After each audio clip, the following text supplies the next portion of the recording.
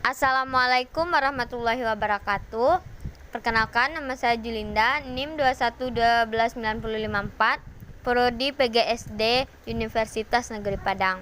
Baiklah, di sini saya akan menjelaskan tentang alat-alat indera, yaitu untuk memenuhi salah satu tugas konsep-konsep dasar biologi SD.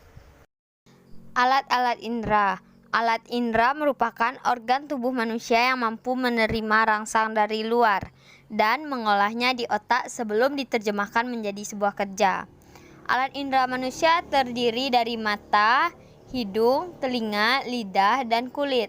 5 alat indera manusia tersebut memiliki bentuk dan fungsi masing-masing. Kelima alat indera ini sering disebut juga dengan istilah panca indera. Mata berfungsi sebagai indera penglihatan, hidung sebagai indera pembau, telinga sebagai indera pendengar, lidah sebagai indera pengecap, dan kulit berfungsi sebagai indera peraba. Bermula dari penerimaan rangsang oleh indera manusia, kemudian diteruskan ke otak dalam bentuk impuls dan diolah menjadi data-data.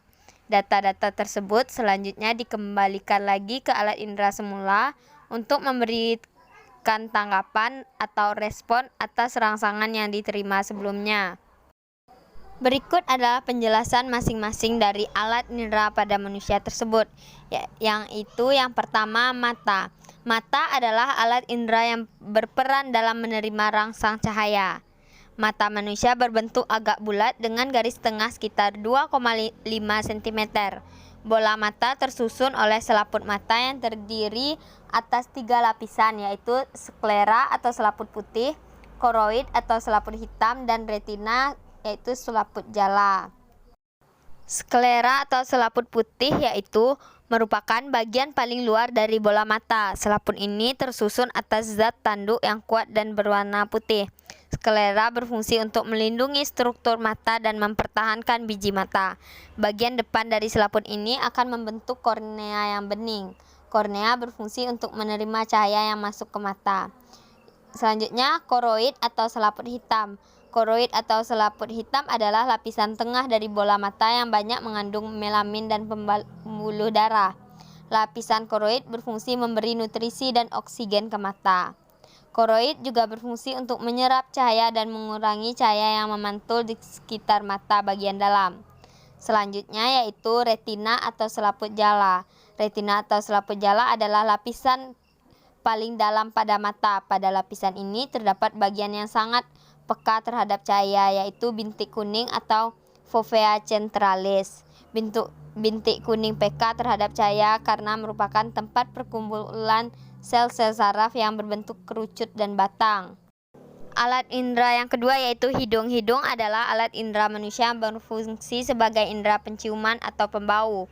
Hidung memiliki kemampuan untuk mendeteksi atau merespon berbagai macam bau di luar tubuh. Bagian-bagian hidung juga berperan penting dalam sistem pernafasan pada manusia karena berhubungan langsung dengan saluran pernafasan manusia, yaitu tenggorokan. Struktur hidung terdiri atas bagian-bagian, yaitu rongga hidung, lubang dan bulu hidung, selaput lendir, saraf pendeteksi bau, dan tulang rawan. Alat indera ketiga yaitu telinga. Telinga adalah alat indera yang peka terhadap rangsang berupa gelombang suara. Telinga manusia akan mampu mendengar suara dengan frekuensi antara 20 sampai 20.000 Hz atau frekuensi audiosonik.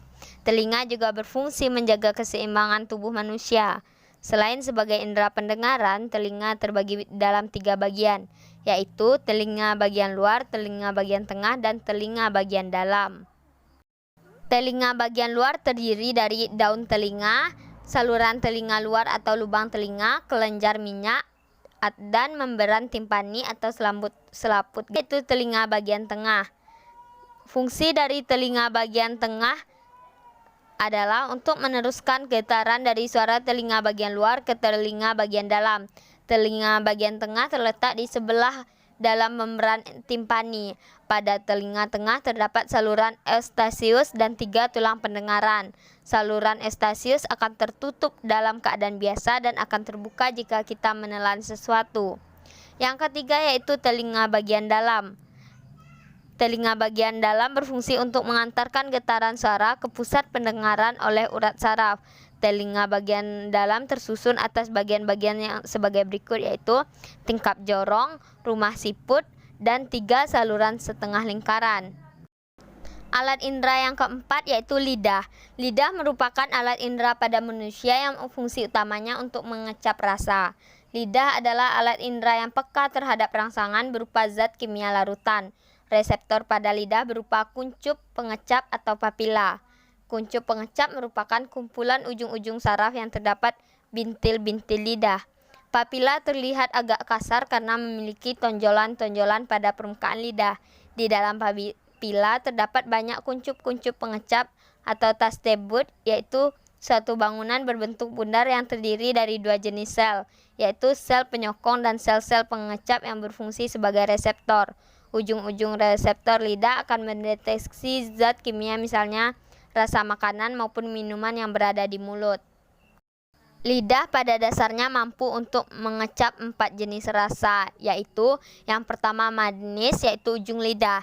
Yang kedua asin, yaitu samping lidah bagian ujung. Yang ketiga asam, yaitu samping lidah bagian pangkal. Yang keempat pahit, yaitu pangkal lidah. Rasa pedas bukan merupakan hasil dari kepekaan rasa pada kuncup pengecap. Pedas adalah sensasi panas pada papila sehingga papila mengembang dan menyebabkan timbulnya rasa pedas. Alat indera yang terakhir yaitu kulit. Kulit adalah bagian terluar dari tubuh manusia. Selain sebagai alat ekskresi manusia, kulit juga berfungsi sebagai indera peraba. Berat kulit diperkirakan sekitar 15% dari seluruh berat tubuh manusia. Luas kulit pada orang dewasa sekitar 1,5 m². Tingkat keasaman kulit atau pH antara 5 sampai 6,5. Fungsi utama dari kulit adalah untuk melindungi tubuh bagian dalam. Kulit menjadi pelindung tubuh dari zat kimia, patogen, sinar ultraviolet, dan juga gangguan fisik. Kulit juga memiliki nilai estetika tinggi dalam kehidupan manusia karena dapat mempengaruhi penampilan dan kepercayaan diri seseorang. Kulit tersusun atas 3 lapisan, yaitu yang pertama yaitu lapisan luar atau epidermis. Epidermis merupakan lapisan terluar dari kulit. Epidermis terdiri dari lapisan dinamakan lapisan tanduk. Berfungsi untuk melindungi kulit dari bakteri, iritasi maupun pancaran sinar ultraviolet. Yang kedua yaitu lapisan dalam atau dermis. Dermis merupakan lapisan kulit yang banyak mengandung kelenjar keringat, kelenjar minyak, kantong rambut, pembuluh darah, dan serabut saraf. Yang ketiga yaitu jaringan ikat bawah kulit atau hipodermis. Lapisan hipodermis merupakan lapisan paling bawah dari kulit yang banyak mengandung lemak. Lemak ini berfungsi sebagai cadangan makanan untuk menahan panas tubuh dan melindungi bagian dalam tubuh dari gangguan fisik luar, contohnya benturan. Baiklah, itulah penjelasan singkat saya tentang alat-alat indera. Semoga kita dapat memahami fungsi-fungsi dari alat-alat indera tersebut. Sekian dari saya. Jika ada kesalahan, saya mohon maaf. Saya tutupi dengan wabillahi taufiq walhidayah. Wassalamualaikum warahmatullahi wabarakatuh.